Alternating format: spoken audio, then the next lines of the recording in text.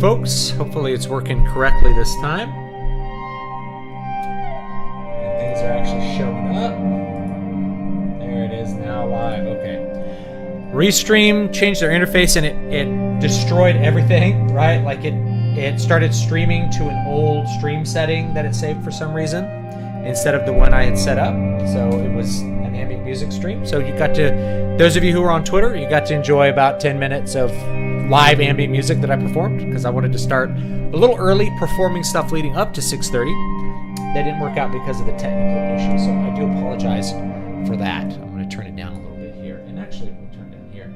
This is actually what I just played because I recorded it in Ableton. It's just going around, and I can even add in some other stuff. But I did this live a minute ago, so. So we can have that going while we talk about energy. This is a silly, almost woo-woo thing to talk about. Looks like I have two here. I don't know what's going on. This is the actual one. So, unfortunately, because I use a restreaming software to manage this, probably nuked the audience for today, and I apologize for anybody that's over on the wrong stream here. Let's see if this one, maybe it's going on two streams at once. I can't even tell. So whichever one you're on, hopefully it'll show up on the chat. If not, I don't know. Look around here. Oh, it's on Zool too. That's why. Yeah, that's fine. Okay, whatever. It should all show up here. It should all show up here now. Okay. I'll link it. All right, there's the old stream. I'll link it up. You know, technology, it's like I had this whole idea. I'm like, I'm going to play some music. I'm going to transition into talking, you know? And it's going to be cool. And that didn't really happen. It's okay. We'll roll with it.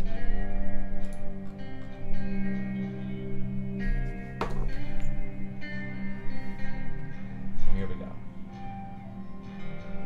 Bring this down. I'm going to bring up another piece of music here, since I already did this.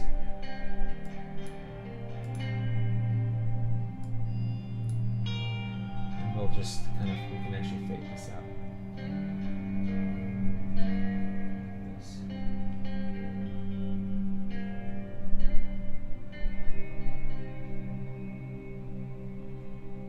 Actually, I can do it over here too. Check this out.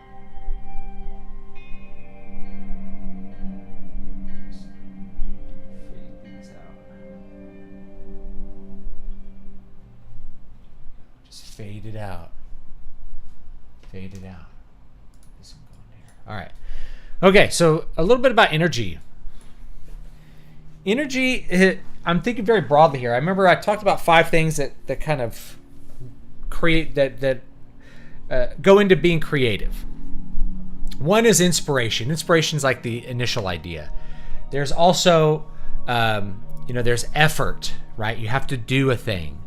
There is the valuation, deciding how that fits into the world and whether it's good or bad. There's the knowledge and the process that you put into it. There's a lot of things that go into creativity, but the main thing I kind of want to talk about today is just the energy that goes into creating a lot of the things that we do. There was an election yesterday, and it made me really remember 2016. Because 2016 was this weird energy moment that I remember where like everything in the world started feeling positive leading up to the election in 2016. And reflecting on it, I think a lot of it had to do with there was this long prolonged economic slump that persisted really through the entirety of the Obama administration, where things were getting worse every year in different ways. So, we had a big economic crash just as George Bush was leaving office. Because I was in the music business, this Oh, there we go. There's the music. Sorry, I didn't have it on. Here you go. That's a little music here. Okay. Because I was in the music business, I felt everything downstream pretty profoundly in a way that most people may not understand or get, because they've never worked a job that required the economy to be booming in order to make money. And that's entertainment work. Contrary to probably what you learned in like your high school class about the Great Depression, entertainment is one of the first things that people cut out, but they cut it out in different ways, right? It's like, well, people still went to the movies. The movies were very cheap. So movies are a very cheap form of entertainment. Because I played a lot of gigs at things like restaurants and events, like art events and things like that, all of those things disappeared. So I went from playing 4 nights a week to playing 0 nights a week in about 2008. Where a significant portion of my income, which was performing, just disappeared almost overnight. So the venues that I played at, every venue that I played at in the years between the years 2004 and about 2007 closed. Every venue that I played at closed in some way. Now, some of them reopened, right? Like some of the clubs reopened later, but like the restaurants, the galleries, the places that hired me as a classical guitarist to play, they all closed down. So like my whole life disintegrated within a couple of months of Obama taking office. And it wasn't Obama's fault. Like this was something he inherited from the Bush administration.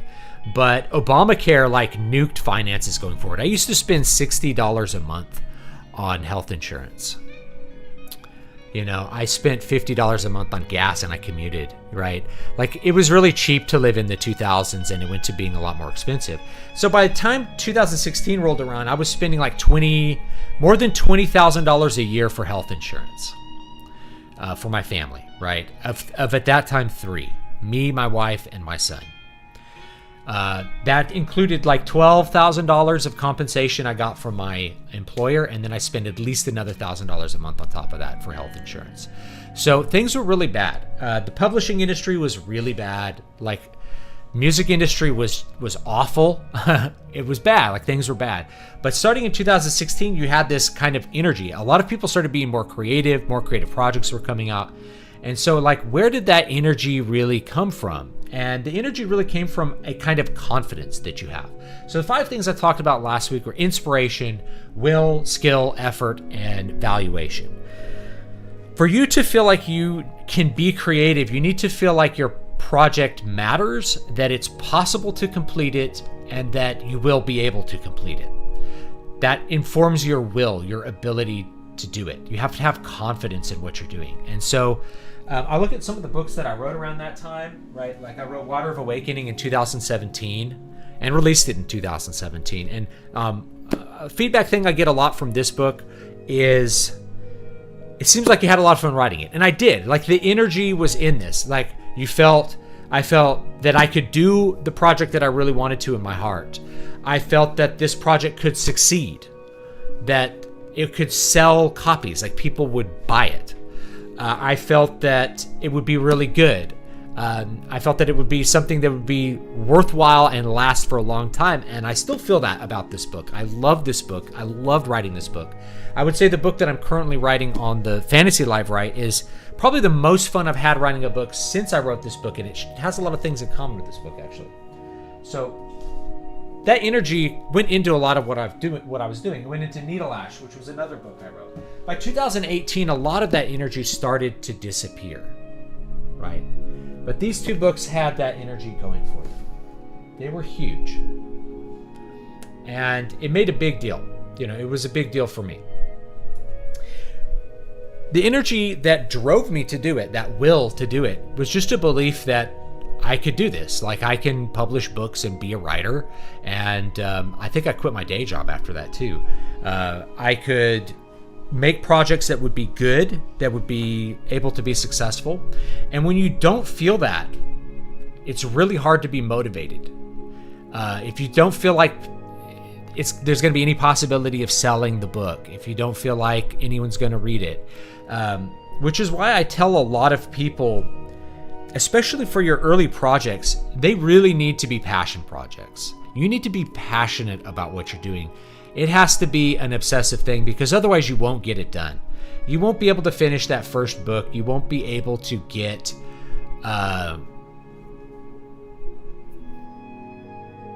you won't be able to grab hold of that energy and be able to get to the end of the project and learn the lessons that you need to learn as somebody who's maybe new to the business.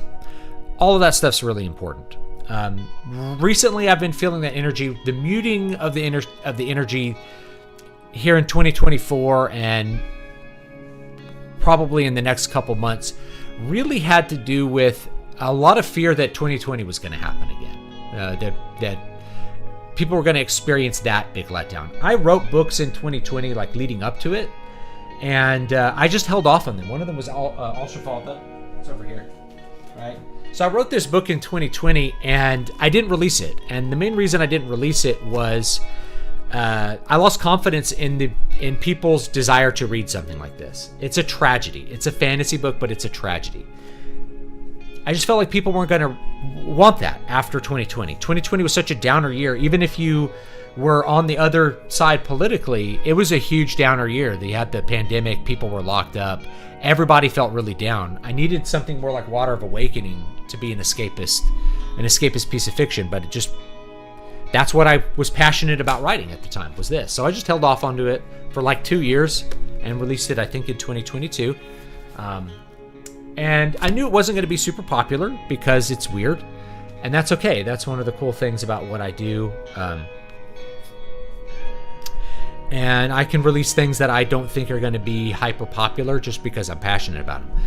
But having that energy, that feeling like I can do this, if you don't have that, it's really hard to get the thing done. So I didn't want to go through with these streams talking about each thing in order. Like, let's talk about inspiration first. But like, especially with the election and how people felt about it, energy is really just as important. All of these things happen at once. Inspiration, will, effort. If you don't have the will, you can't have the effort. Where does the will come from? The will comes from the belief that you can do it. The belief that you'll be able to complete the project. The belief that it'll be good. The belief that your ideas and your inspiration matter. And now a little bit of that is valuation as well, right? This will be valuable. It's good. These things about it are good. That tends to come a little bit with the confidence, right? And the will to do it. All these things are bound together. So when I look at 2024, I feel like there's a definite turn in energy. I felt like that happened last year. I know this sounds like woo-woo, but it's just sort of the collective way that people talk to each other, the way that they interact online, the way that you meet people, and they have a positive, forward, outward energy towards you. The big one is masks coming off. I felt it coming to Texas, right? In California, as soon as people started losing the masks, because I lived in a conservative part of California, immediately everybody's morale went up because we felt like we were just rebelling against bullshit. And when I came here, any person that had a mask on automatically had a collapsed energy state. They didn't talk. They weren't outgoing.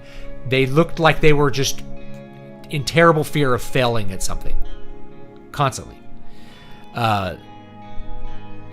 Whereas everybody else was just bright, happy, strong energy, belief in the future.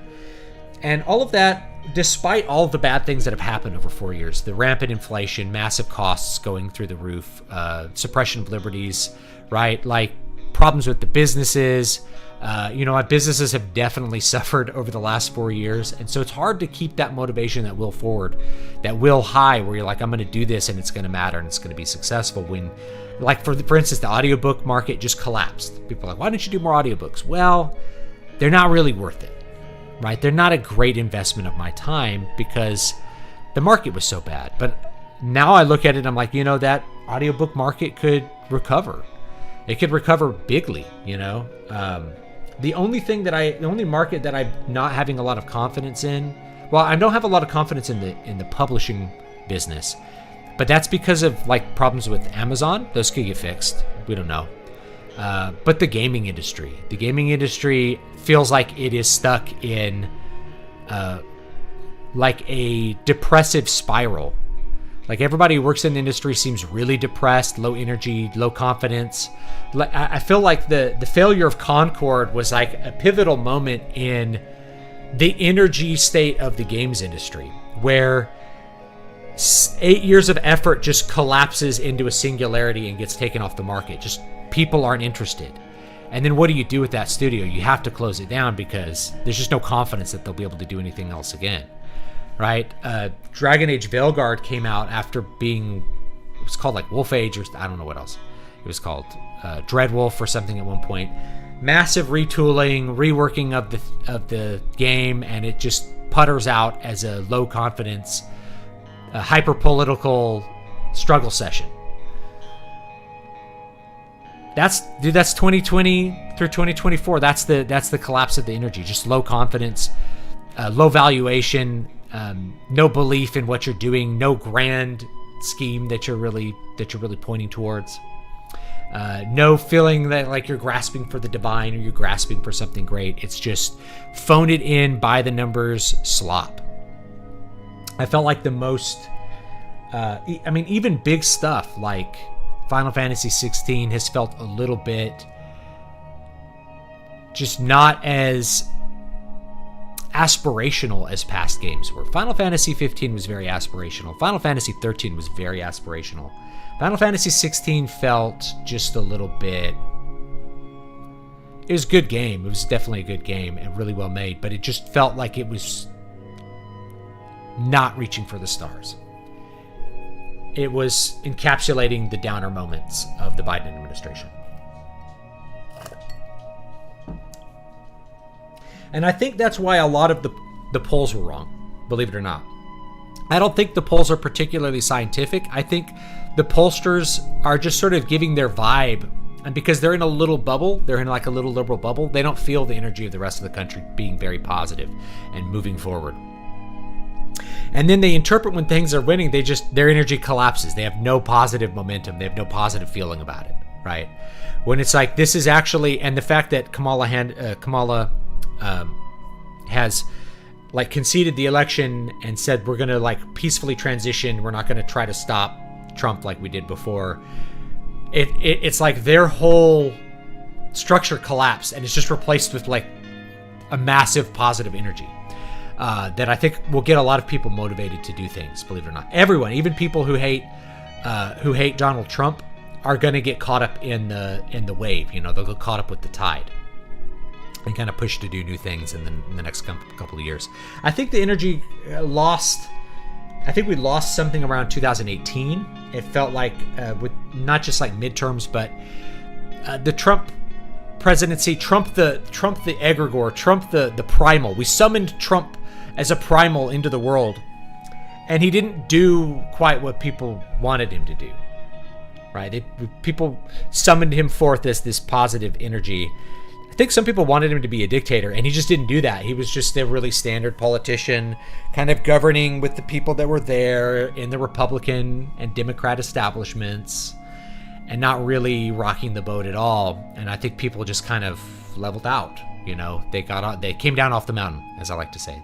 Came down off the mountain, you know. Come on, Tar says, polls are uniquely tough with Trump specifically. I do hear some were pretty close this season, though, within 2 points. Yeah, some were. A lot of them weren't. But yeah, the polls are never accurate. They're too small a sample. People have gone over that. Like, people who are right-wing just never really will answer pollsters. They're too busy, or they don't trust them, or, you know, things like that.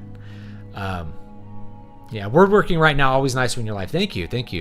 Like, I love doing craft projects and stuff like that too. So yeah.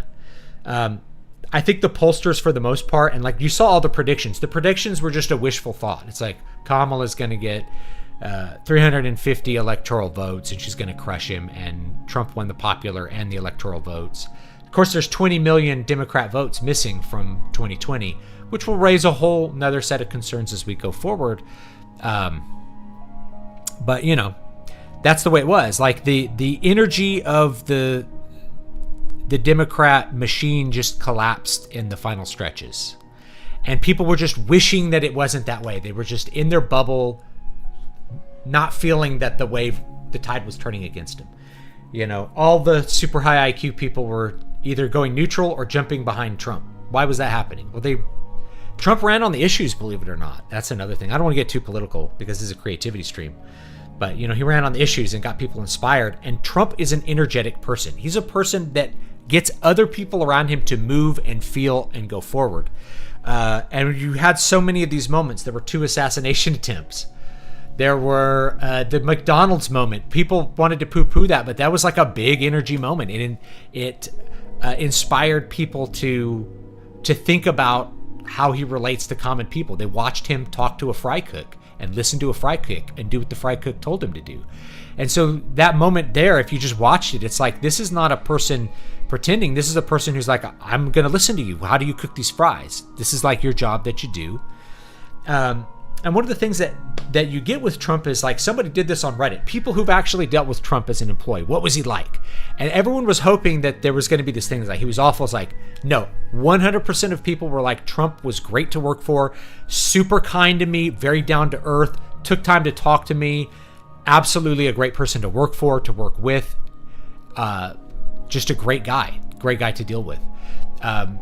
People picked up on that. And I think the Joe Rogan podcasts were huge. The Joe Rogan podcasts just showed Trump being a human being. You can't be anything other than yourself and talk off script for 3 hours, which is what Trump can do. I think there's a reason Kamala Harris didn't go on that, is that she would have had to ad lib. She would have had to be herself, and they just didn't know what to deal with that. Right? They were too used to running a carefully managed media campaign where everything's about small sound bites and little pieces like that, rather than a general energy to it. And Trump went on with Rogan and was just a human being for 3 hours, and it was like a really good humanizing moment. I also watched the one with John Fetterman, and even though Rogan grilled him a little bit, whoops, that shouldn't be on. What's that doing? Oh, I hit like the record button. I have like a record pedal that hooks into Ableton, so it's kind of cool. He got his no tax on tips policy idea from talking to a waitress. Hardwick says this. Yeah, that's a perfect example. Like, he talks to people. So even though he's a billionaire, he's not some aloof elite. People interpret that. People pick up on his vibe. They pick up on his energy. Anyway, I was talking about John Fetterman. Like, it was a really humanizing moment because Rogan really treated him like just a normal person, not like a disabled person. He was gentle with the guy's disabilities because he had a stroke and his auditory processing is not, it's not there because of that stroke, which can happen. It's one of the things that can happen. And then JD Vance was just mostly really on point with all the issues. Really sharp guy. So I think that made a big difference. People felt that energy. I don't know how many people changed their mind in the last week, but it was clearly enough. Enough people either changed their mind about voting in general, like they got energized to go vote, or they switched camps. They said, I'm not going to vote for this person who didn't show up to primaries and stuff like that. I think that's why they stole the primary too, is that they would have known that there just wasn't the energy behind her. Like, you feel it when politicians get on stage and they start interacting. There's an energy to Trump that just like squashes everyone else. Even someone like Ron DeSantis, who's a very high energy guy, will get squashed by Trump. Trump at 78 years old has more psychic energy pushing in every direction than anyone else in the field really has. And you could feel it. And so when you see that pony run in the race that only he can run, you feel energized to do it. You feel inspired to do it. You feel like, I can be successful too. Not only that, but the future is going to be good. Things are going to change for the better. And I want to get in on that change. I feel like because things are going to change for the better, I can complete a project. I can do something new and original. I could take a big risk. I can start a new business. When you feel like things are going to get worse in the future, you hold back. You hold on to what you have. You get risk averse when the market's down, and when the market's going up, that's when you start betting big. This seems like the opposite of what people would logically think. Like, when the market's down, that's when you buy. But the people who make money in the markets never do that. They buy on the up, but they don't buy it. They're not trying to buy at the bottom. They're really not trying. They're only buying when they see forward motion. And it's like when they're on a roll, they start to add more money into it. Not when they're not like, okay, I think the market's hit bottom, I'm gonna buy stuff. No, you buy on on the slope up. And so I feel that way about a lot of creative stuff. I expect for a lot of my mutuals, I expect big things over the next year. I don't know what I'm going to do. Right now, my contemplation for like what 2025 is going to be, I have a couple books that I need to get out. I have a big back catalog of books I've written that I haven't really published, one of which you can actually get on Patreon. So let me link that. Where's the Patreon? I'm going to link that in chat for, hopefully the chat is working. So, yes, you get Bright Children, which was only on Kindle Vela. It was an experimental Kindle Vela book. Not really. I actually wrote it in like 2016 is when I think I wrote it. I think I wrote it in 2016. I had a lot of energy behind it. But I kind of held off on publishing it because I wanted to write the other books in the series as like part 1. And so I don't want to release a part 1 without like part 2, 3, like really on the way. But if you're on Patreon, you can get a glimpse of that. It's a really cool story where there's no sun. It's like fantasy story without sun. You have to live in a world of darkness with magic. You know, kind of like the Underdark, but the whole world is darkness. So if you liked something like those early Drizzt Do'Urden books by R.A. Salvatore, this might be your speed, with a little more mythological stuff behind it, you know. So anyway, that's the big thing, is that the energy. And so when people feel that, I think even the people who are on the other side will start to feel that there's a positive energy, like they can do something big. They'll just get kind of caught up in the tide with it. By the way, there is a piece of advice from Stephen King that I often think about, which is that he says you should write a book in a single season. Right? So he writes a lot of books. Why a single season? I've experienced this myself, is that you will actually lose confidence. You'll lose confidence in what you're doing if you take too long to finish a book, or perhaps too long to publish it. I noticed this with King Leper, because I wrote King Leper, and then I stopped writing it to write Al-Shafalda, which ties into it. So if you liked this, it's a big tie-in with King Leper. And I just kept holding off on it. You know, you just lose confidence in the story. You don't feel motivated to write on it. And I started doing a bunch of other projects and barely coming back to it till I like force myself to finish it. And I still haven't released it because I'm like, this is a different kind of story. You know, how do I feel about it? If I had just written it and published it in 2020, I think I would feel a lot better about the book. Like, I wrote the book pretty much in 2020 and just held on to it. Yeah. Dancing Godzilla. When I'm 78 years old, I want Trump energy. Yeah. I don't know how he does it, but I think he's just really motivated. His willpower is really high. As far as that those 5 areas of creativity, his willpower is very high. He has skill, but it's his will to do it. Like, no, I can't think of anybody else who would deal with the fallout of 2020 and be able to come back and win big 4 years later, and become the second president ever to serve 2 non-consecutive terms, while being actively prosecuted by a corrupt regime, right? While dealing with all of that other stuff. Like, they were trying to lock him up. And he managed to come back. It's like the biggest comeback in political history. How can anybody expect her to negotiate with Putin, Z, or Kim if she can't even do a Stoner Bro podcast? Yeah, it's an energy thing, right? She's low energy.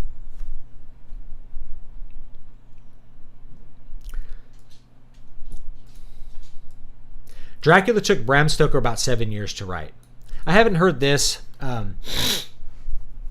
You know, it took Tolkien quite a bit of time to write some of his books because he would put off writing them and he had to type them up himself, and a lot of things that go into that. So sometimes it could take a long time to write a book, and I think he could suffer for that. But with Stephen King, I think it's a really good piece of advice. You want to, when you are energized and excited to do the project and you believe in it, that's when you want to do it. That's when you want to actually do it.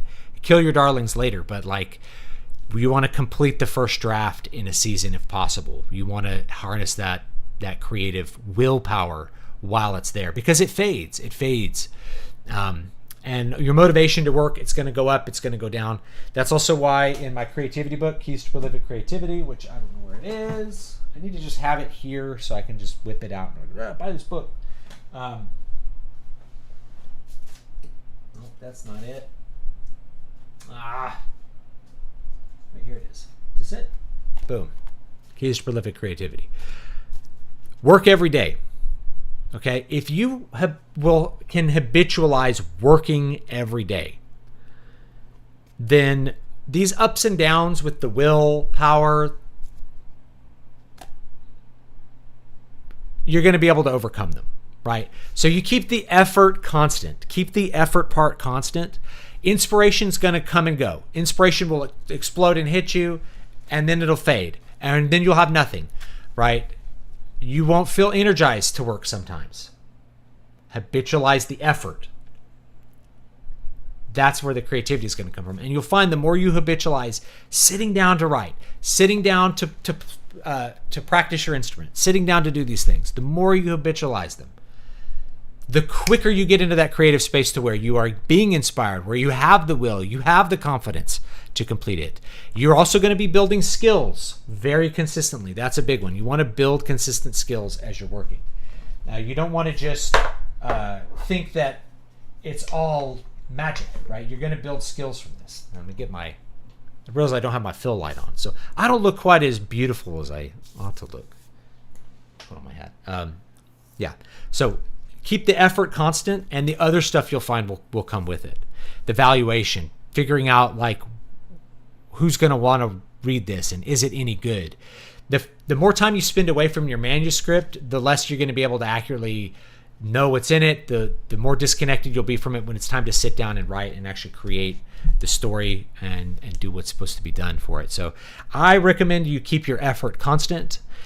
Some people have different methods, and I talk about those in the book. So when they get really inspired, they do like a sprint. They go all in and just explode with the energy for whatever they're trying to do. Where they have the inspiration, they have the will, that's where they're going to maximize their effort, is during those points. But kind of like with exercise, I've just learned that those things are subject to cycles. I've been productive for the last 4 years, and it's not like I felt like super energized about the future of the world or the publishing industry or the music industry or anything like that. It's just habitualizing the effort. It's just like going to the gym, right? If you only go to the gym when you feel like it, you'll probably never feel like it, because when you do go, you'll feel bad afterwards. But if you habitualize going to the gym, if you just do it for 30 days, not only will you be in better shape, but you'll be more energized to go to the gym. You'll feel better about going to it, because when you go to the gym and you do a good workout, you won't feel like completely destroyed the next day. You'll feel good and energized by it. So it's one of those things. And I thought about that this week, because I just really didn't feel like working out at all this week. But I knew that like once I got in there and I warmed up and I started putting in the effort, that I was going to be glad that I did it. And that was true. I'm really sore. And today's leg day, guys. It's leg day. Yesterday was the election. You might feel good about that. Today's leg day. The work starts. You got to work hard. We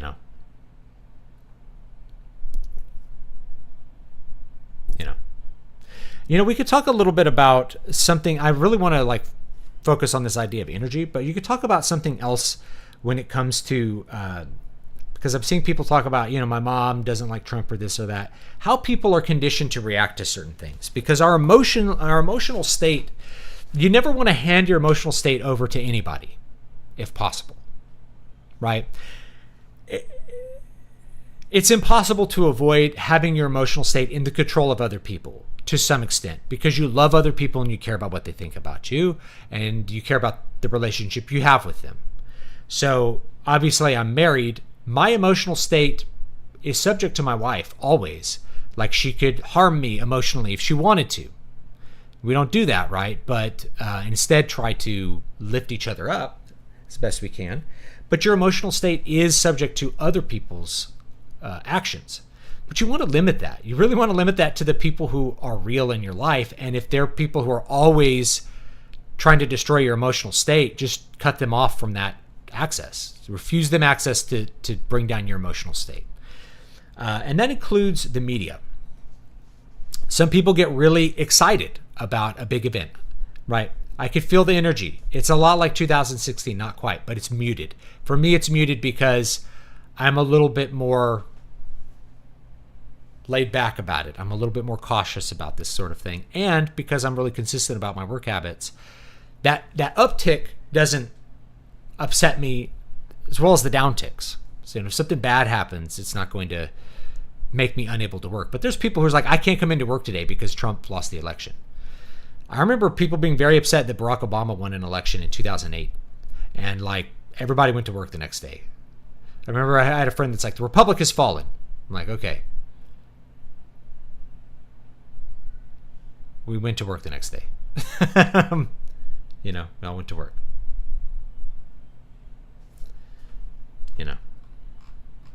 Man, you can't skip leg day and think, cardio does work your legs, but you're not getting progressive overload from cardio with your legs.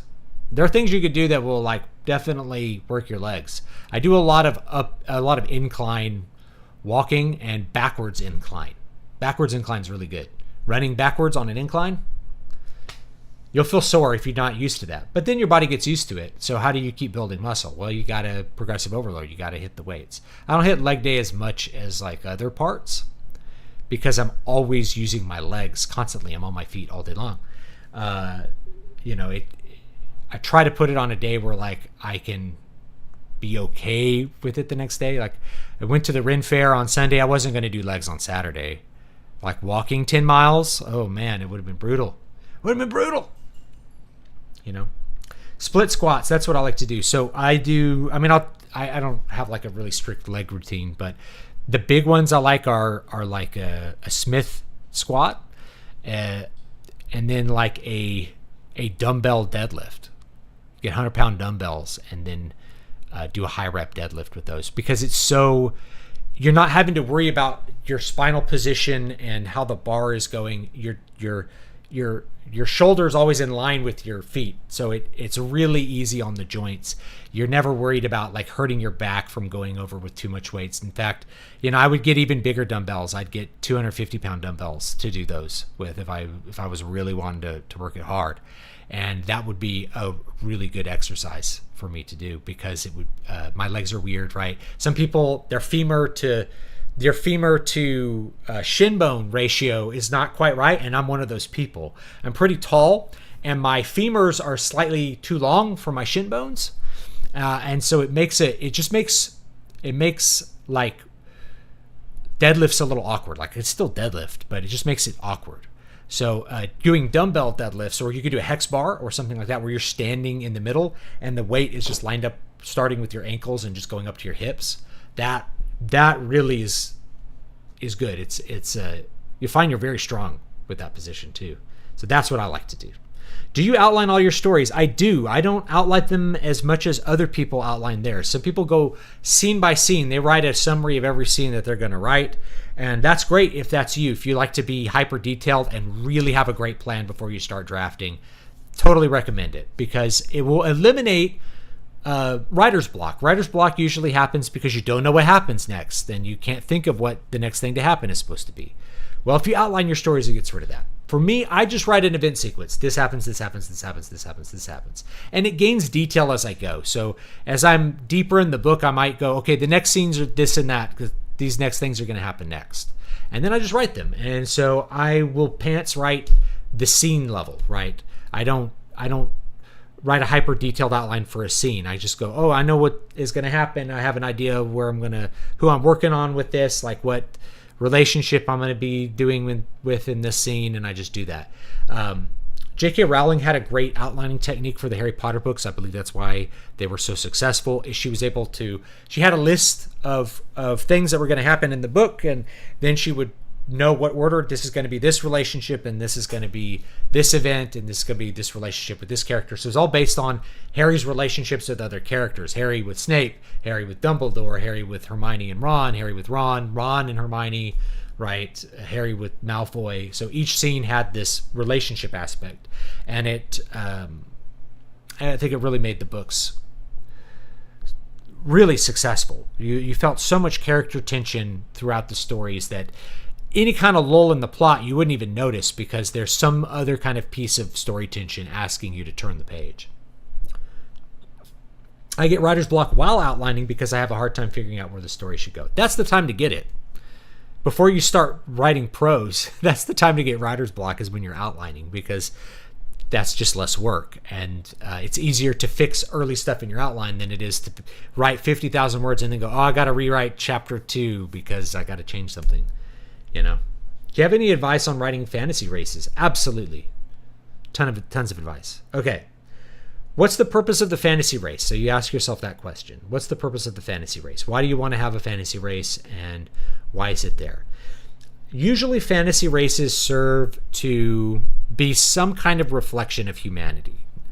Orcs are savages. If we look at savage orcs, they're intended to be a savage demi-human, right? They are human in essence, but they have a wholly savage approach, right?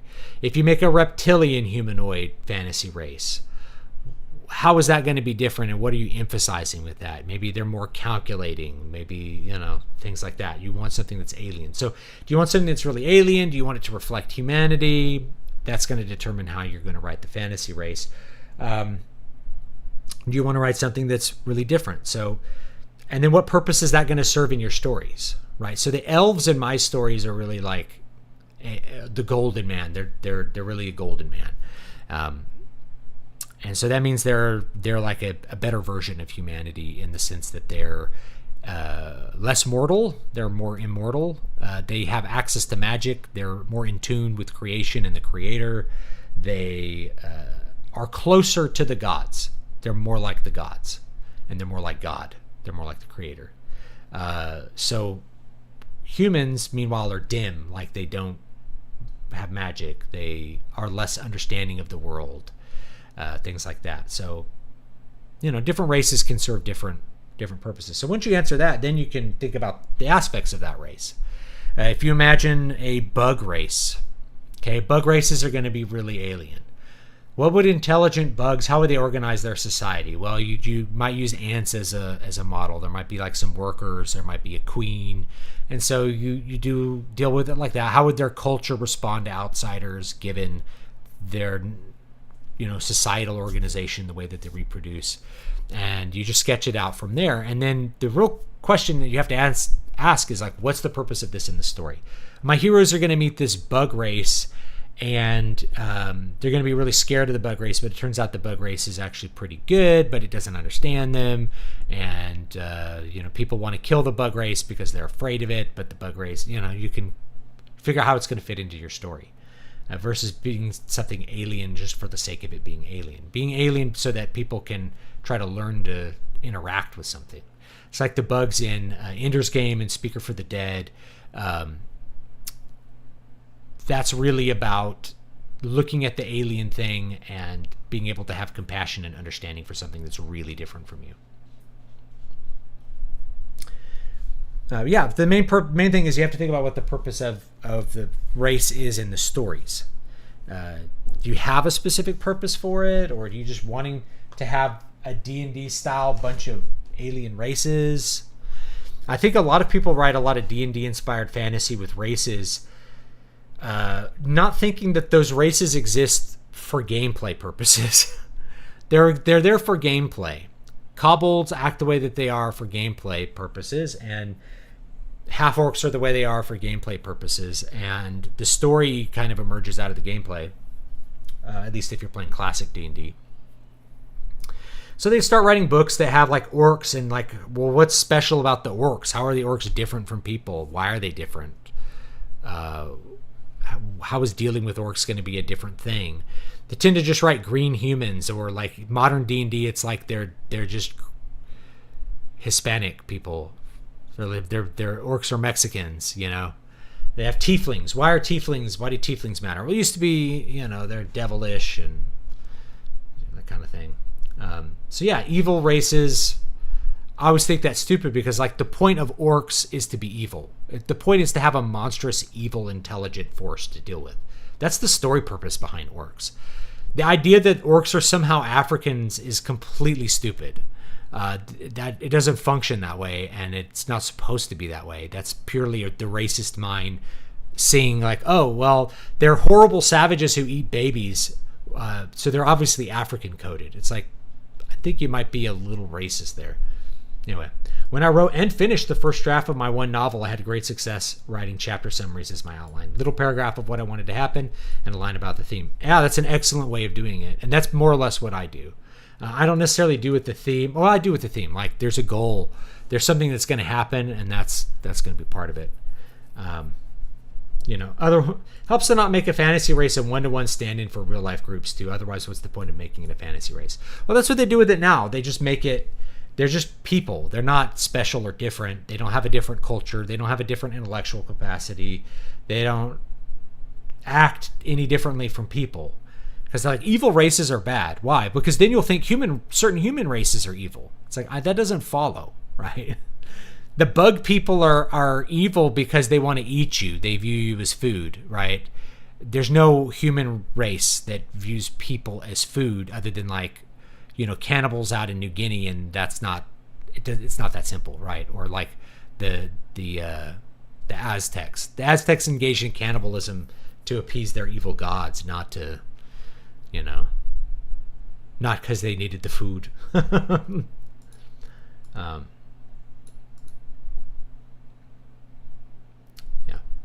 So yeah, I would like my favorite. If I'm going to look at a writer. Let's look outside of D&D, and I'm going to give you a writer.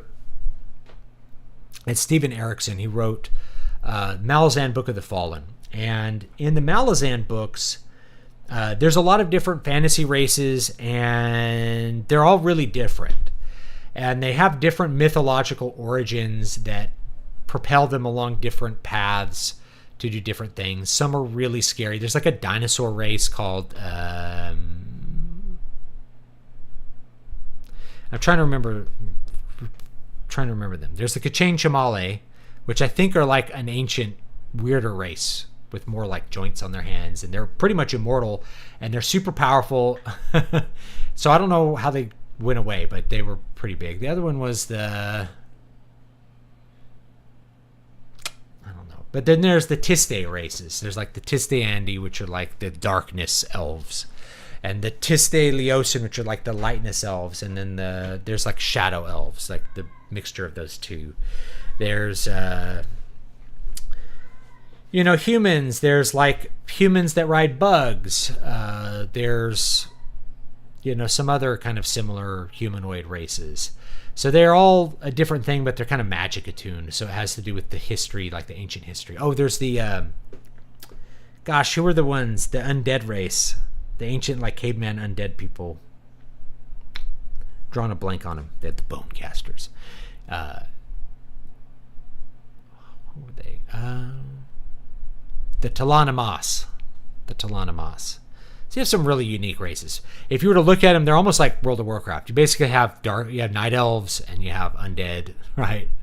But they're a little bit more involved, a little bit less human than what you think. Some of them are really inhuman. They're dinosaurs. There's like a dinosaur race that's like extinct, in addition to like the elf races. It's pretty cool stuff. Pantsers don't outline well. Yeah, my outline style is just an event sequence. This happens. It's like a treatment. It's more like what a George Lucas would do. He'd do a 2 to 5 page treatment on what the screenplay was going to be, and then he'd hand it to a screenwriter to start doing drafts, and then he would edit the drafts and that kind of stuff. So I do kind of a treatment to start a story, and then I just go through the treatment, and if I want to change something, if I come up with new ideas while I'm writing, and then I just do that. I just follow that inspiration. My writing style leaves me open to new ideas and new inspiration while I'm writing the book, and I often do that. I know for Eyes in the Walls, I came up with the double ending while I was writing the book, and I was like, oh, this would be big. Can I do this? And I did it. I weaved in all the little details so that you could get the double ending of that book, of Eyes in the Walls, which people really like, It's useful to differentiate between race and species. I think so, but you have to keep in mind that a lot of them crossbreed in fantasy. Like this guy's half orc or half elf, right? That's a D&D thing, which means they're all really humans or sort of versions of humans that kind of mix with each other, half dwarves, whatever you want them to be. Tolkien had, several races, and I think a lot of people have been inspired by the way that he did races. The orcs are basically an evil race, the trolls are an evil race, the Ents are weird tree people, right? You just kind of the different versions of what we are, for the most part. I think that was an explanation for how the orcs began too. Was it started off as like tortured elves, right? You could look at something like Elder Scrolls, which there's really no half-breeds in Elder Scrolls. And I think that's just because that would be a lot to make extra art for. Is like, this guy's half dark elf, this guy's half whatever. But there is a race in there. The Bretons have mixed heritage. They're half elves basically. They're half elf, half human. So that's Bretons, right? And then there's high elves, and each of them has a gameplay purpose. The high elves are like this, and their culture's like this, but that makes them play like this.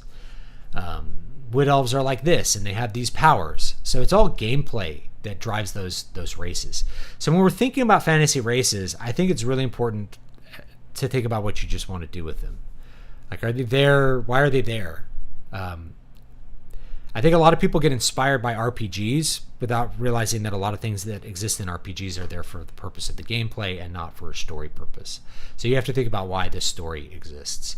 So, like, if I have the Dryson in my books, which are kind of orcs, they have a weird, different culture. They worship different gods. They have a different idea of immortality, of the afterlife. Their religion is very different. So they serve as just a different culture, but they're fundamentally like people, right? They're not very alien.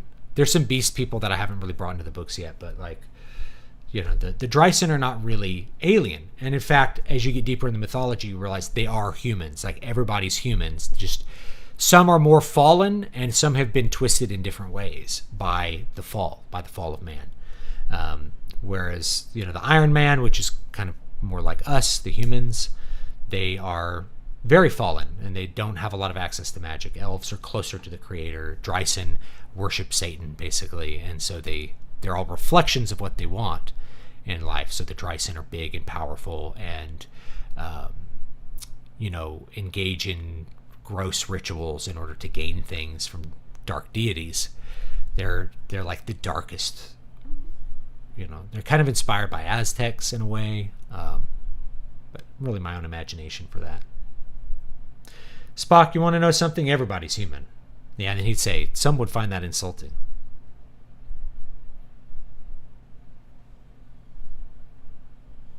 Yeah. Do you have any advice on writing mythologies for fantasy races?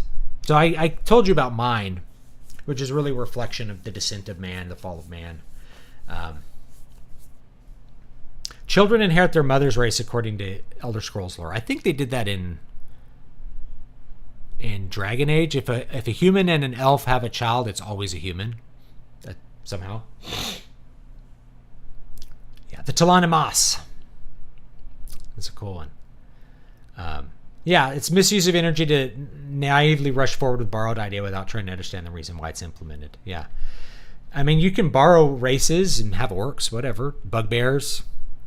What are you going to do with them? Like, why are they in your story? That's the bigger question. It's like, I think everything should fit the story, the geography, the cultures, the armor, the weapons, whatever you're going to put in your fantasy story. It should be there for the purposes of the story, not just for flavor or because that's what the genre tropes are and what the genre demands, but you should really use it in a story, right? And so it's okay to have fantasy with no magic and no sorcery. I think that's okay too. So writing mythologies for fantasy races. It's just coming up with new mythology that's like human mythology. Every culture has a belief about where they came from and how they got there and who made them and why and how their traits developed. There's fun kind of Polynesian myths about tattoos and how different every creature is colored because they got a tattoo from the gods, and the rat is gray because he went swimming after he got his tattoo, if I remember that one right. So it blurred all the colors, and so he's not very beautiful at all.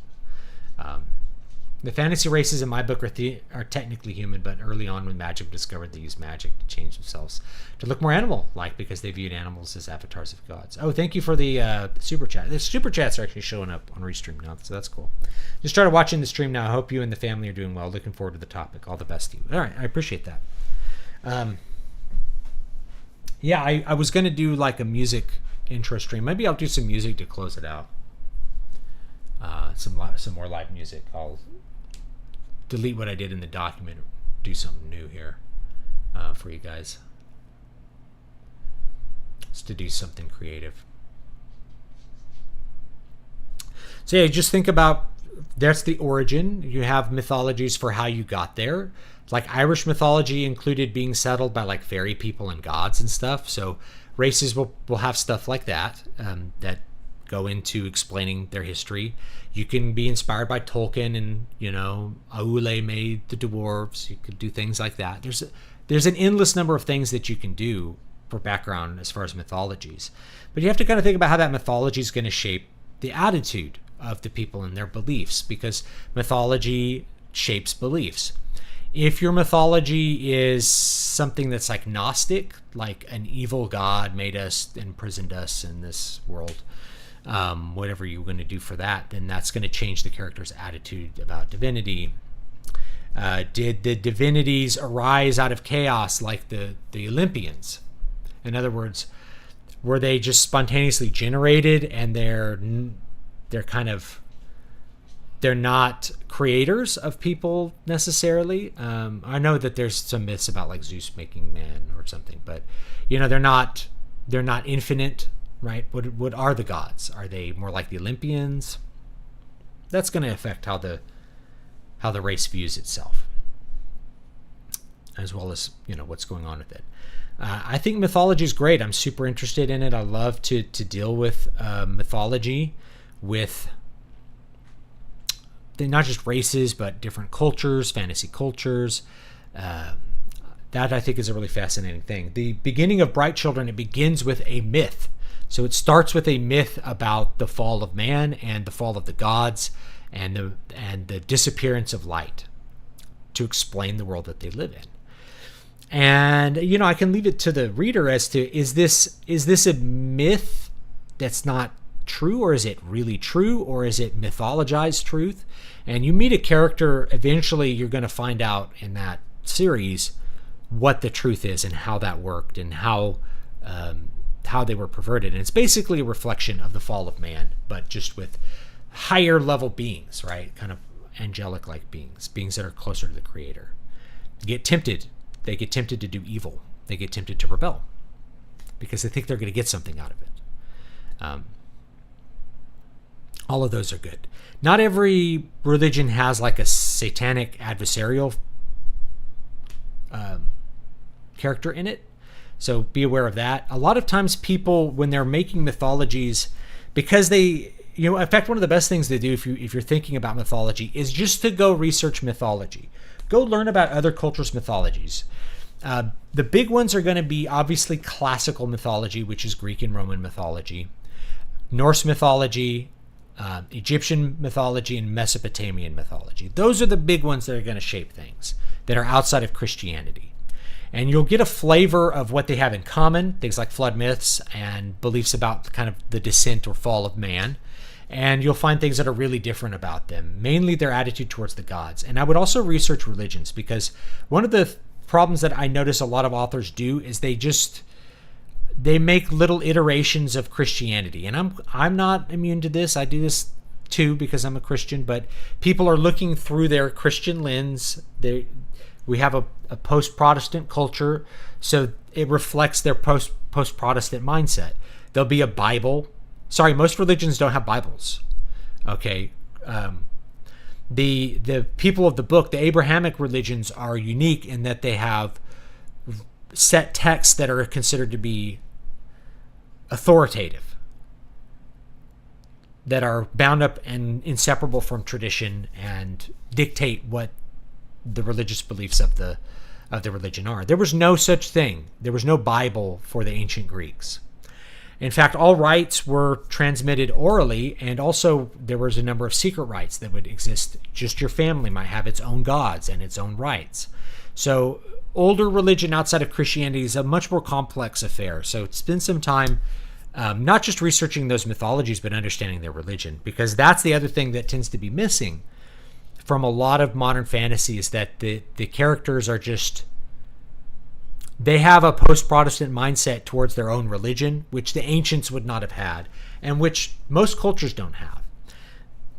The post-Protestant mindset, I have an essay on this that I need to publish that's gonna ruffle some feathers, because labeling something post-Protestant is going to upset Protestants, like it's somehow their fault that it's, that the culture is post-Protestant. But really that it's very separated from the ancient view of religion, that when people start writing religion, they are unable to recognize what religious sentiment actually is. That's what drives a lot of the reaction that we've seen over the last couple of days. That collapse of energy it's almost a religious thing. It's that we have people who are they have a religious sentiment about this entire thing. So like the election going the other way, it's almost like God failing,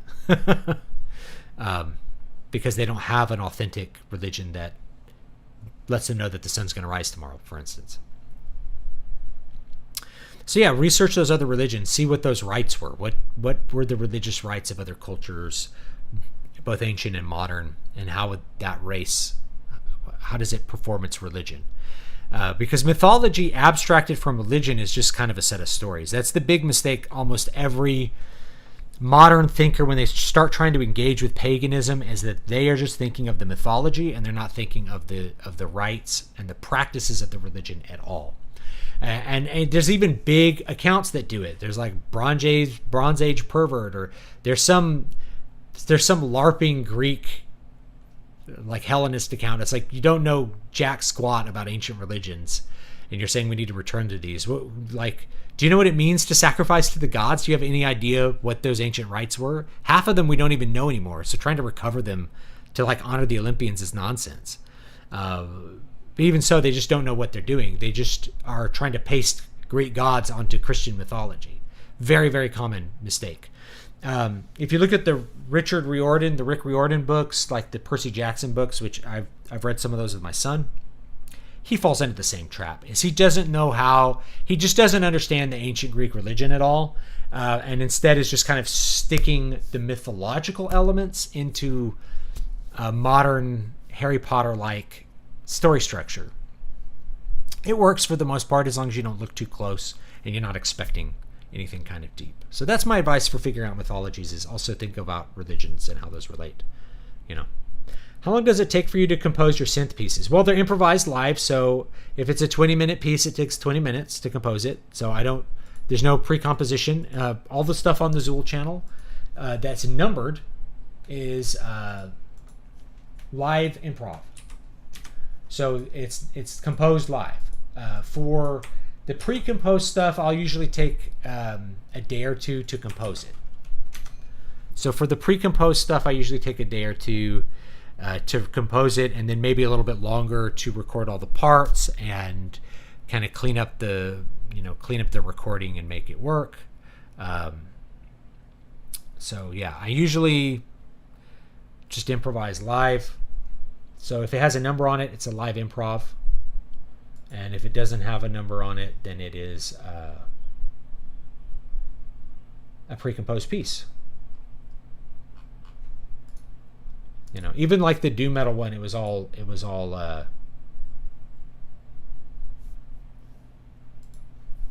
improvised riffs and stuff. So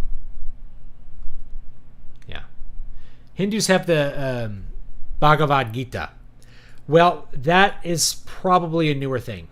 I'm thinking of ancient religions, and believe it or not, most religions still don't have a Bible. There's no Shinto Bible, right? There's actually not a Buddhist Bible. The folk religions of Africa don't have Bibles, right? It's done orally. The ancient religions don't have Bibles.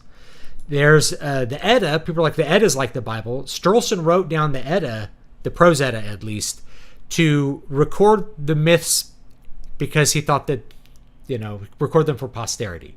they were transmitted orally, and in some cases through some of the sources with the Poetic Edda and the Völuspá and some of those other original sources. But they weren't like a Bible. They weren't considered authoritative, like how you need to live your life and this is the true word of God. So that's a mistake a lot of people make, is they create a Bible. It's not wrong to create a Bible for your fantasy race, by the way. You can do that, right? You can make them have a Bible, and that's fine.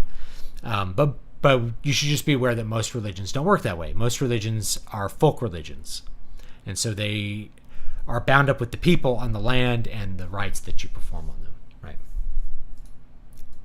On the flip side of the "it's like God failing" attitude on the left you described after Trump made his victory speech, a bunch of people there broke out singing "How Great Thou Art." How old is the Bhagavad Gita? I'm curious. I thought it was like a newer assemblage of texts. No, it's really old. It's really old.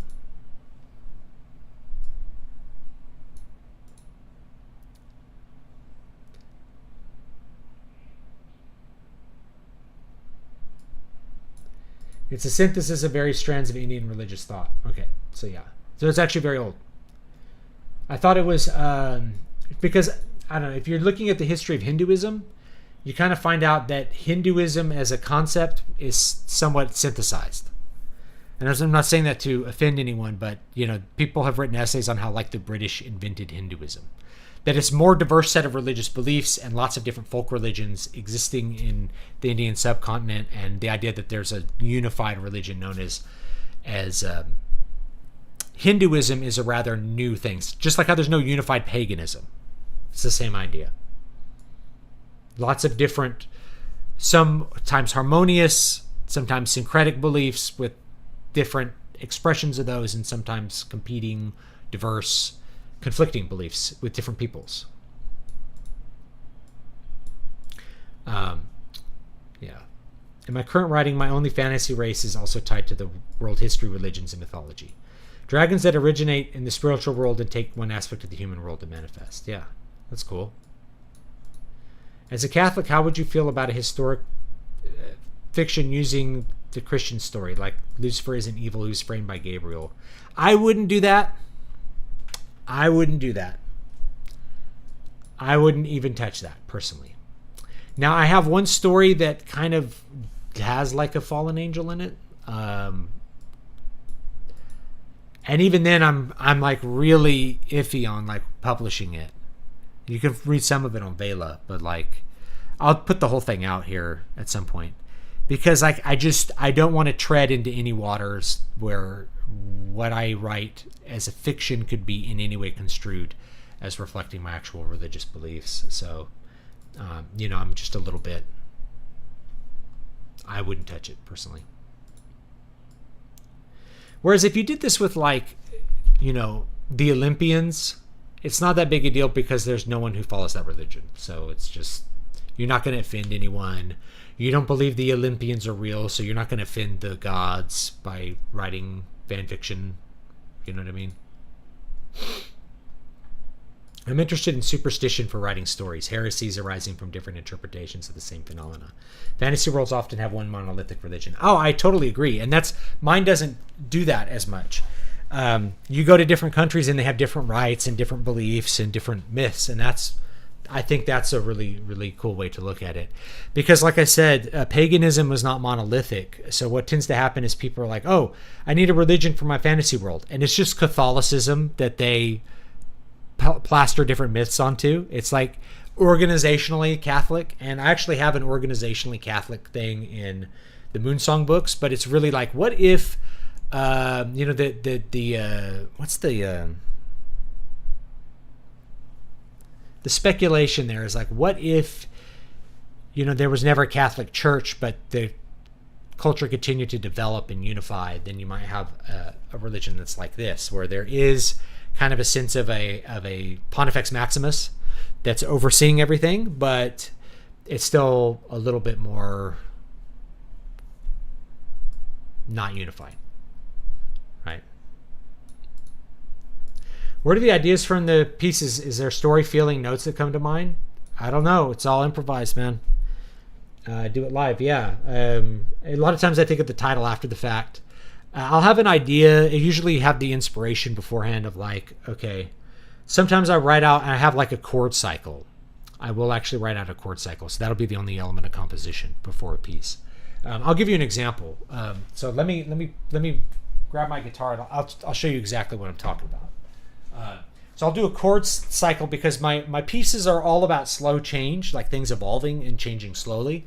So as I start, I get more ideas that come up with like, okay, I'm going to do this in, and I'm going to blend this in, and I'm going to transition to more motion, something that's rhythmic, or I'm going to transition into something that lacks rhythm and is more free form and floaty, something textural, something articulate. I try to go through different phases when I'm doing it. And I don't think of a lot of that ahead of time, but I will think of maybe a couple of ideas. Like if I have some chords in mind, I'll usually think of the chords. So I'll just give you an example of the chord cycles that I'm talking about. And you can use these, like you're welcome to. This is not, I do not have like a monopoly on this style of composition here. Where's that cable? I had to buy a blue cable to go with my blue guitar. It's the first cable I've bought in like 20 years or something. Once I learned to repair my own guitar cables, I stopped buying cables. If a cable breaks, I just repair it. I just resolder it, repair the cable, and on with my life. Yeah, okay. All right.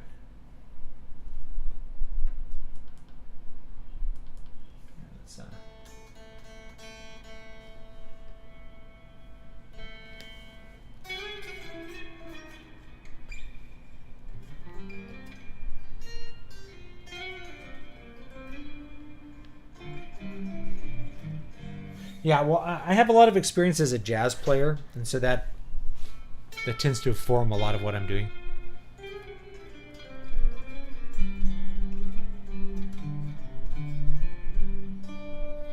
All right, so let me show you with this. Okay, I'm going to turn all of this off. I'm going to turn on the metronome. You can probably hear it in the microphone.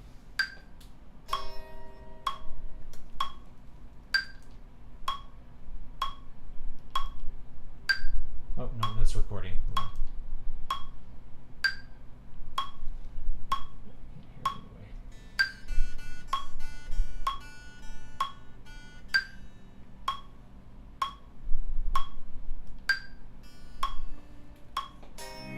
Alright, so I'm going to do some swells here. I'm missing a nail, a broken nail, so it's going to sound maybe slightly weird. Turn down that Q volume. That is really loud. There we go.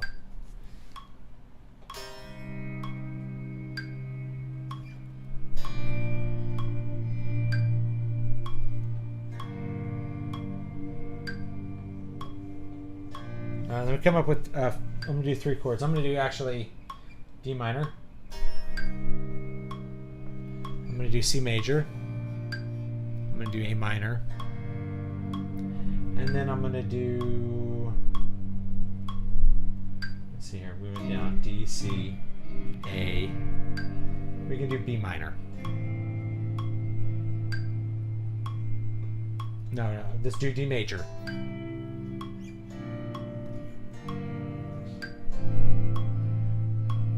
So we'll be kind of in the key area of G, just to show you what I'm doing here. Let me you might be able to see what I'm doing here.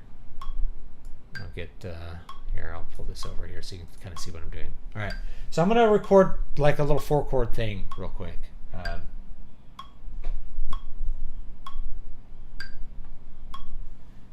We'll do D major, 3, 4, 1, 2, 3, 4, 1, 2, 3, 4, 1. Oh, I messed it up. I messed that up, so let's do that again.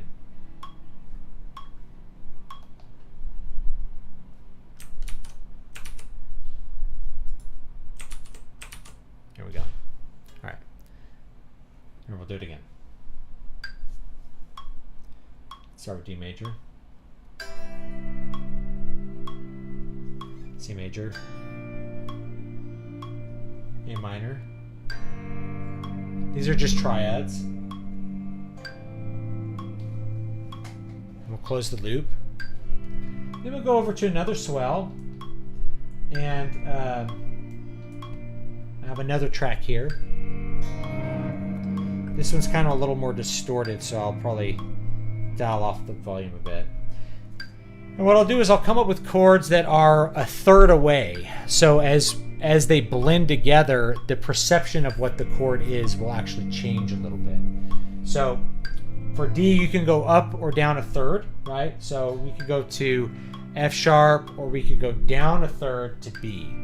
So I'm going to do B because that's a little bit easier, B minor. And then we'll go C, we'll go up to E. So we'll go B minor, E minor. For A minor, we can go to C, or we can go down to F sharp, like F sharp minor, something like that, or F sharp diminished.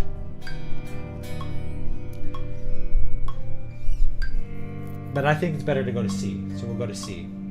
So our chords for part 2 would be B, E,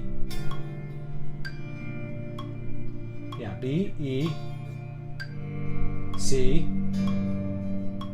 and then I went to B, so we could do D again, or we could do F sharp. We'll just do D again.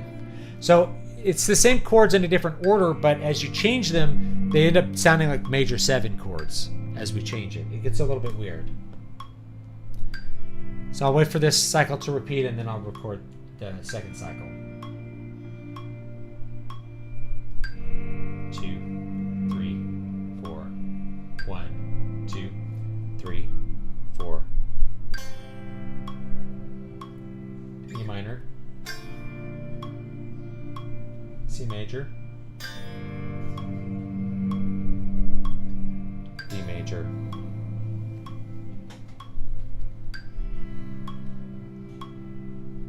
I'm going to record that again. That's just not loud enough. And I'm going to do a little bit different tone. 2, 3, 4. I was going to do B. Doesn't matter.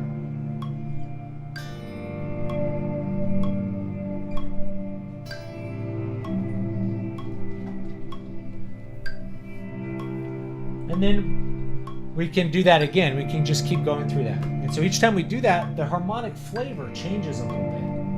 We can bounce that off. Play a little solo on top of that. And we'll have a pick here. Where'd they go? I lost all my picks, or I moved them. What was I thinking?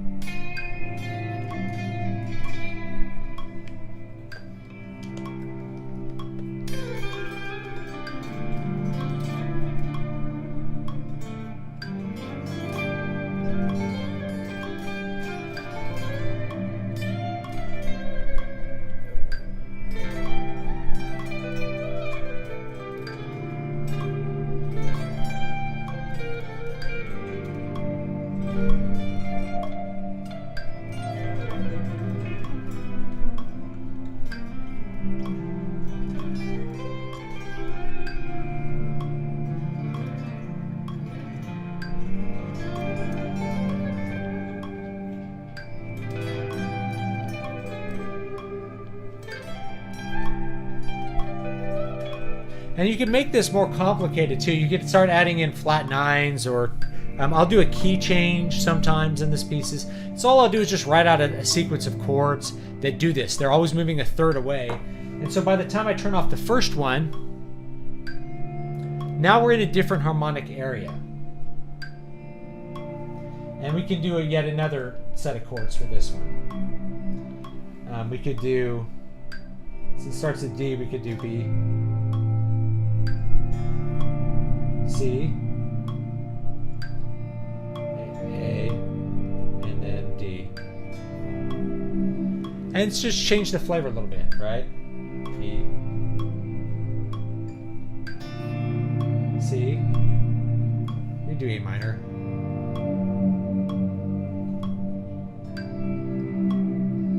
Let's do it.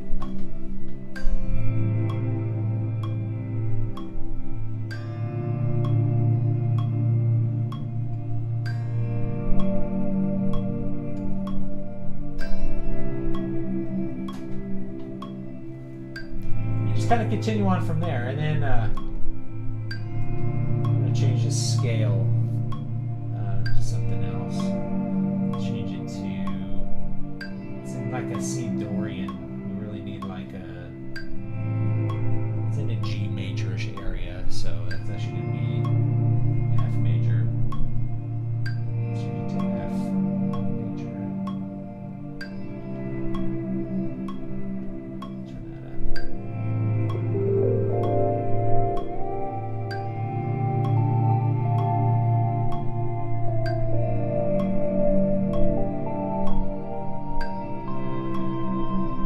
Dean Mixolydian's really boomerang.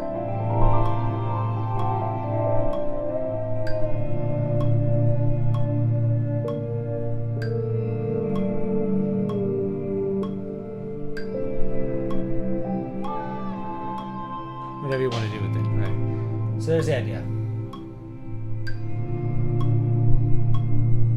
Turn that off. All right. So anyway, that's the idea there. Okay. And yeah, that's the, you know, something I will come up with ahead of time. How I'm going to work through those chords, how they're going to blend together. The song Rain, that was fairly thought out ahead of time, though most of the stuff in it was improvised. It was like, what am I going to do where? Because that was a whole hour. That piece was a whole hour long. So I had to do a little bit more like thinking about it ahead of time, you know. Do you ever find yourself accidentally playing an existing tune? Not usually, but it, you know, it's inevitable because there's only so many melodic combinations. You're going to find something that sounds like something else. On your point with energy, people tend to conserve way too much energy when things are down, like the pandemic or real bad economy. It's natural, but I like to do the opposite. If I feel anxious, that's when I force myself to focus and complete projects. I found it's helped, especially when dealing with anxiety. Yeah, I agree. And like, I think building that it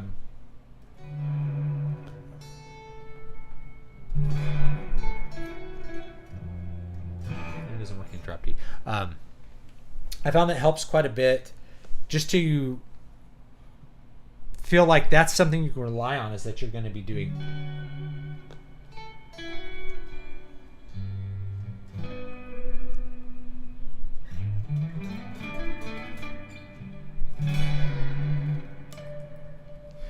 That's just something that you can rely on. Something you can rely on is that you're going to be getting in to do that work. You know. I just looked at it to see if the Zoroastrians have a holy book, and they do. It's called the Avesta. So I don't know too much about Zoroastrianism. I think there's still Zoroastrians around. I think, if I remember correctly, who am I thinking of? From Queen. Freddie Mercury was a Zoroastrian. I'm going to look it up, though.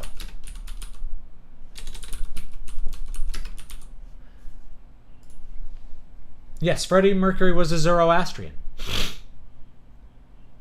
A.k.a. Zarathustra was Zoroaster, right? Kind of interesting.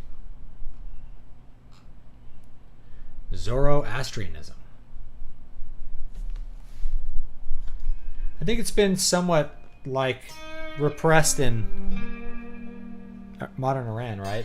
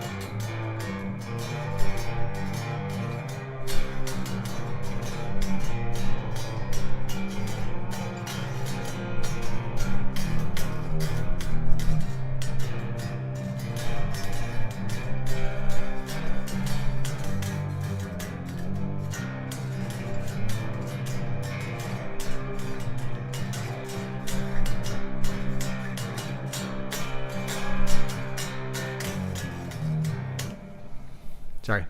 All right.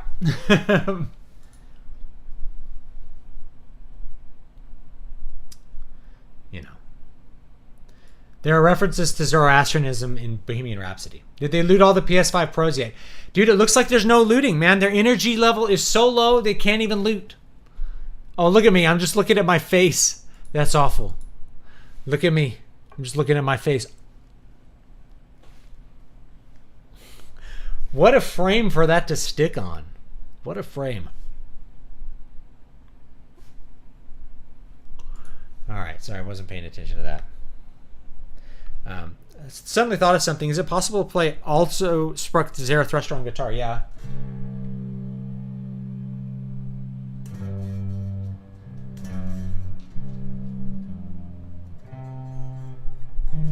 I have to look it up. Yeah, you could play it. Let me theme. Oh, also Spig Zarathustra.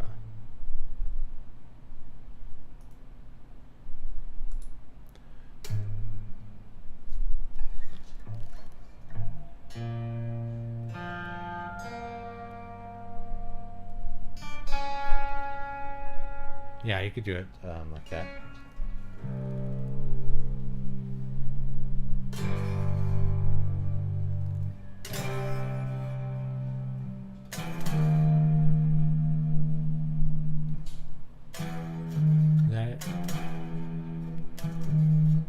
Try to think of it in D instead of C.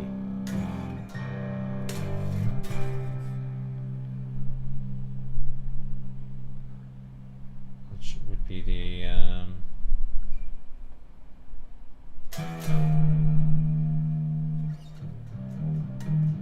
and then the temp. What does the timpani play? A. No. Timpani plays C.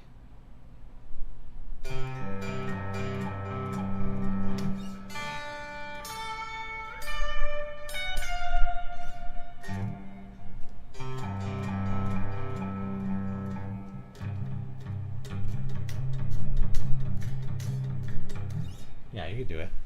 You could do it.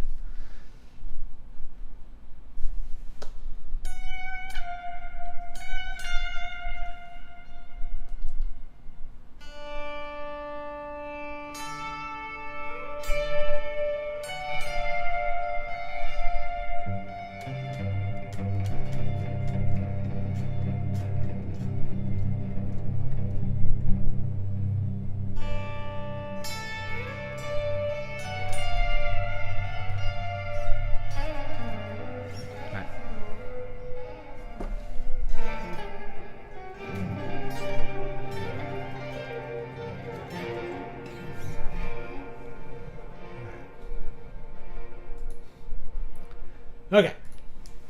We're starting to run out of time. I'm almost done with Water of Awakening. Is Atalfalda the same nature as Mardural Sanctuary? Yes, and they're both unchanging dimensions separated by the main realm. Yes. Are there 2 more realms if Helga saw 5 moons? There are more realms, right? And so the moons are kind of just I don't even know what to call them, right? They're part of the imaginations of the people who make the realms. So the sorcerers, the dark elven sorcerers who make those realms, they're like made out of the underworld. So they are really like a reflection of their will. So in some cases, it's like a red moon, which is what you see in the underworld in my universe. In some cases, it's other things like that. It's really a reflection of what they see. But thanks for reading my books and for noticing those details. I really appreciate it.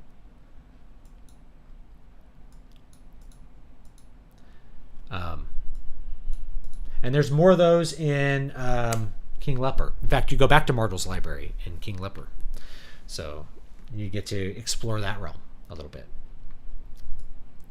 Yeah. Most people who listen to metal also listen to jazz and classical music.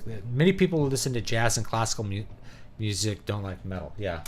Well, I haven't known too many metal guys who like jazz, to be honest. And I think metal's worse for it because we've lost the ability to improvise. We've lost kind of the feeling of, oh, there's a pick. I'm going to tear that. We've lost the feeling of stuff, so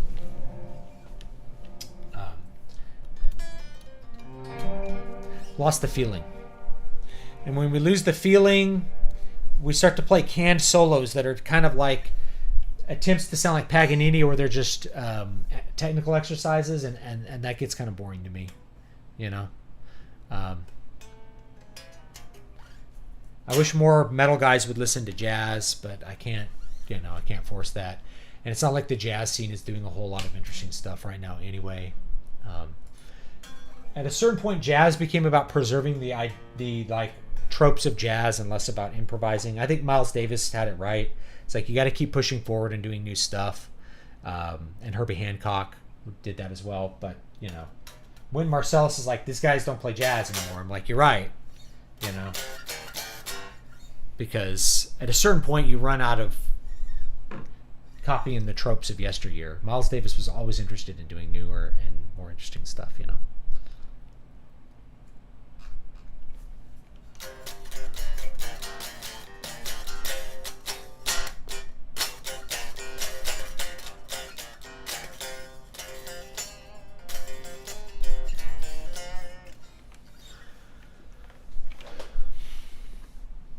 All right. I think I'm about out of time for today. Let me take any other questions.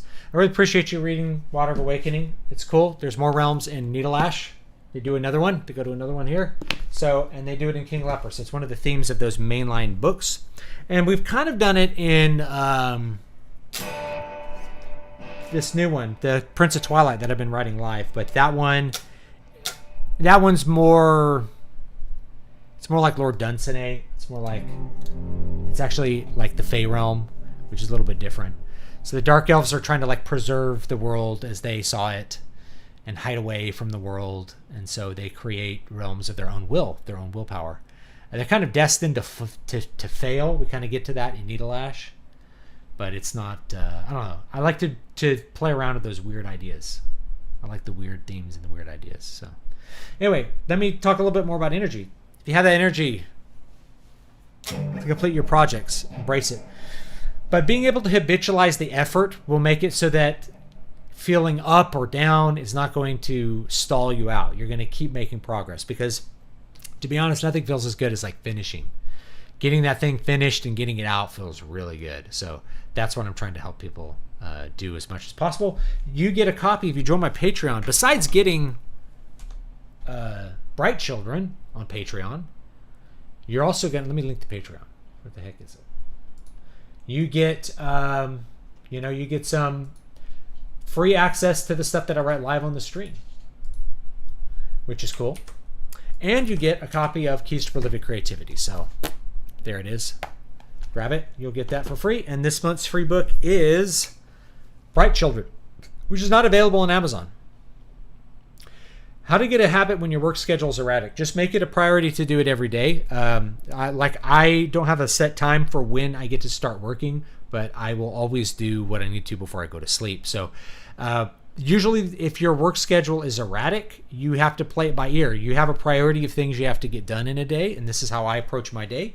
Is like you have to do a workout and you got to do your creative work. So if you wake up and you have time before work, do them then. And then if the work schedule changes, do it after work. Just make sure you do it every day before you go to sleep. And if eventually you get to where I'm at, where like you habituate it so much that you actually can't sleep unless you've done what you're supposed to. You get like a nervous feeling and an anxious feeling because you're not doing what you're supposed to do. So yeah, just make it a priority to do it every day. You eat every day, right? Regardless of your work schedule. You can sit down at the computer and type for, bust out 250 words every day. There's going to be ways for you to do that.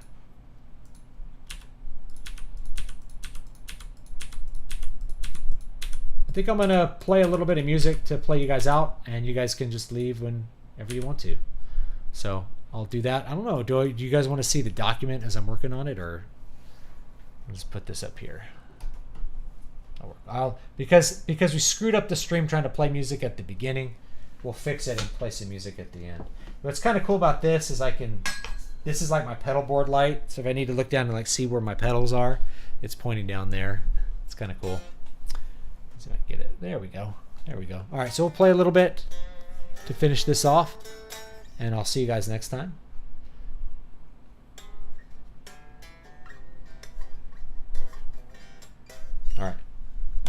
got to pick. That'll work. All right. Yes, I'll link the Patreon. Let me link the Substack too. I try to write an article every week on the Substack. So I'll link that as well. Make sure you're subscribed to that. And you guys have a great night, okay?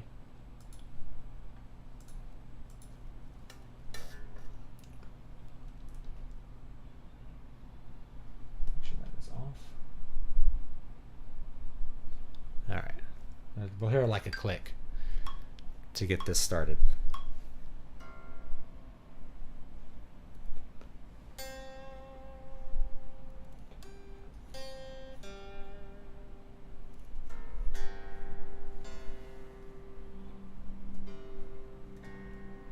Just doing a little drone.